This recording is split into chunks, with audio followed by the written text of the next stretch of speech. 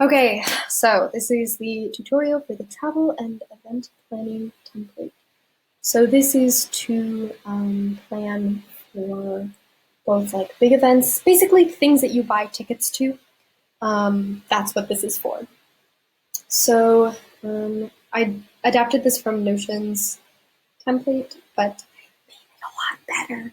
And it also is clear that the Notion template was for people who are much more like, which tours are we going on? Which cruises are we taking when we go there? So it's more like for very detailed travel planners. And if you're watching this, you're likely a Minerva student and you're likely the kind who says, fuck it when you get to a new place and doesn't really care what you do and definitely doesn't set up tours, or at least like ones that aren't free walking tours from your hostel. So this is more focused on just flights and basic information, and then you can fill in more information inside of the actual cards. So I have a couple examples here. Frequent flyer info is just to like keep track of frequent flyer info, pretty straightforward. A packing list this is from Notion. They pack, I don't know, more than I would pack.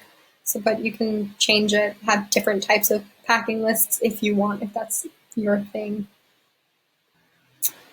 And then we can go into, for example, a trip.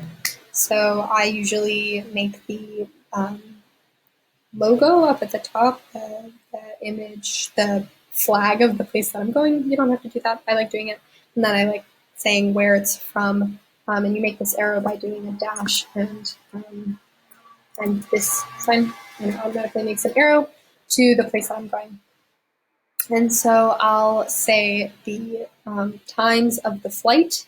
So when I take off and when I land, I think it's in the same time zone. I don't think you can change the time zones.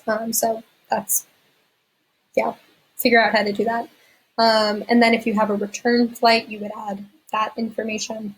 And then it shows, you can fill in the terminal information so you know which terminal to go to, your flight number, your confirmation code or your booking number, the dates of the trip. So let's say it's between August 1st and August 13th, for example. So you would make that a full trip. This is like a quote unquote one-way trip, but if it weren't, then I would have a end date and say it was like the 15th or something. But we're just going to leave it like that. You have the address of where you're staying. Oftentimes you need to fill that out on a customs card anyway, so that's good to have, and also just good to have.